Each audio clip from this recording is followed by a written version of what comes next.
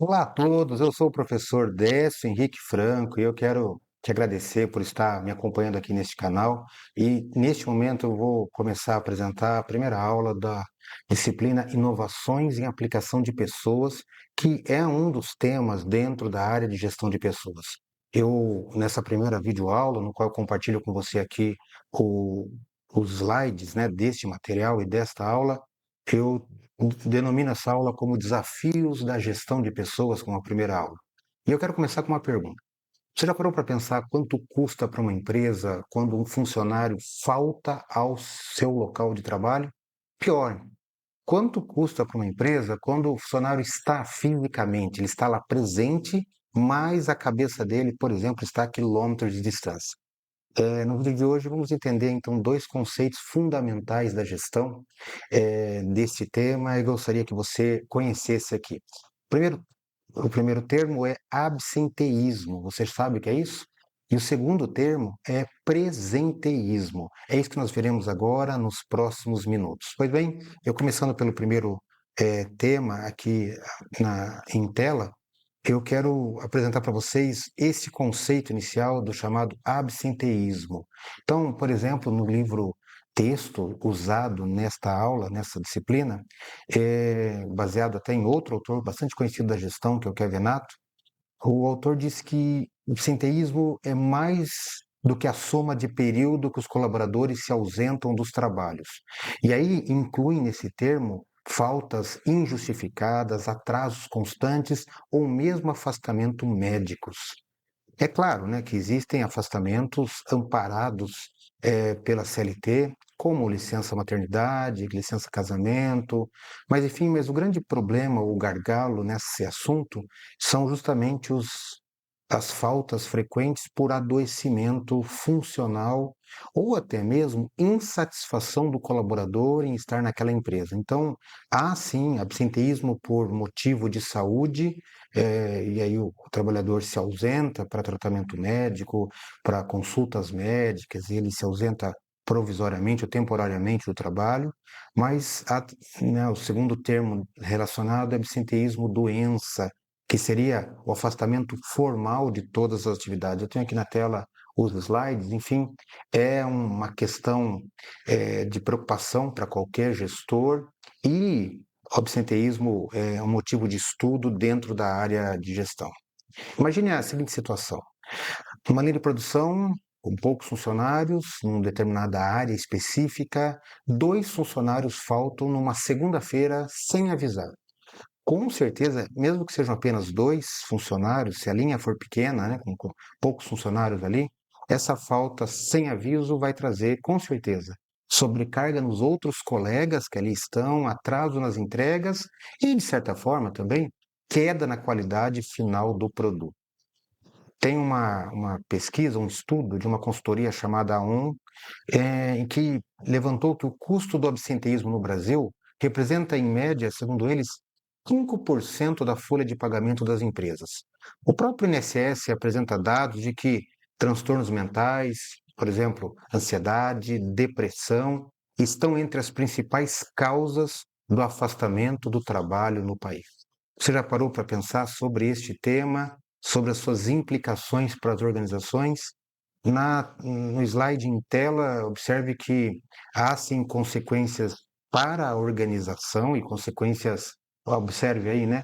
eh, Tem a ver com a qualidade, produtividade da empresa claro, principalmente também para os servidores, os funcionários, aqueles que fazem parte da organização. Numa pesquisa de dois autores aqui, eles levantaram que há uma tendência, uma propensão, né, de absenteísmo, se comparados por gênero, entre homens e mulheres, a maior propensão é entre mulheres, especialmente pela questão da dupla jornada da mulher, na família, casa, filhos, e aí ela acaba tendo uma certa obrigação, necessidade maior de se ausentar quando comparado, por exemplo, com o seu cônjuge, tá? Olha que interessante, os trabalhadores mais jovens tendem também a faltar mais do que os trabalhadores mais maduros ou mais experientes com mais tempo de casa, tá? Então são algumas observações aí ou informações levantadas em pesquisa. segundo e último conceito dessa curta aula é o presenteísmo. Então, absenteísmo, ausência física. E o oposto, então, seria presenteísmo. Então o autor diz que não é uma palavra, não é que existe exatamente no dicionário, é um chamado neologismo, tá? Que significa, uma forma meio metafórica, de que é aquele que está presente no trabalho sem trabalhar. Ou seja, a pessoa cumpre horário, né? Ele bate o ponto, senta na cadeira, mas sua capacidade de produção é muito reduzida por problemas, sejam físicos, mentais ou mesmo emocionais, tá?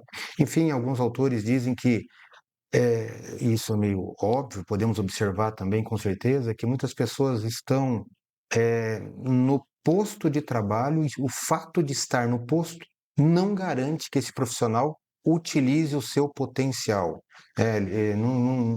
Não quer dizer que por estar ali ele vai produzir. Tá? Então, por exemplo, pense um analista de marketing que está sofrendo uma síndrome de burnout ou está com uma enxaqueca severa, não está passando bem e ele talvez não possa se ausentar, tenha muita coisa a realizar, enfim, ele continua no local de trabalho, passa, por exemplo, 8 horas do dia olhando a tela do computador, responde e-mails, mensagens, mas pela sua situação, né, física, né, pela sua condição, ele vai estar com certeza com muita lentidão, ele não está nada criativo, ele não consegue criar nenhuma campanha nova, não consegue resolver um problema complexo, e isso com certeza vai trazer prejuízo também para a organização.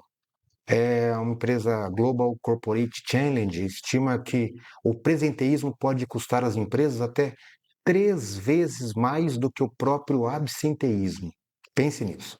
Isso ocorre porque a ausência do rendimento é invisível lá no sistema de controle de ponto eletrônico, fazendo com que a empresa, né, pense que a equipe está completa ou, né, que estão todos ali, mas o colaborador está improdutivo. Pode ser por dias, mas em alguns casos por semanas ou até meses, sem que percebam realmente o problema de origem e a sua necessidade de se resolver. Enfim, há algumas causas que desencadeiam, né, o presenteísmo, como no slide em tela vocês podem acompanhar, cobranças excessivas, às vezes com vigilância muito presente, o firme do gestor, fatores realmente da pessoa individuais e problemas físicos ou mesmo emocionais. E aí, por que que as organizações deveriam se preocupar com isso? Porque normalmente, se não for observado a tempo problemas, né?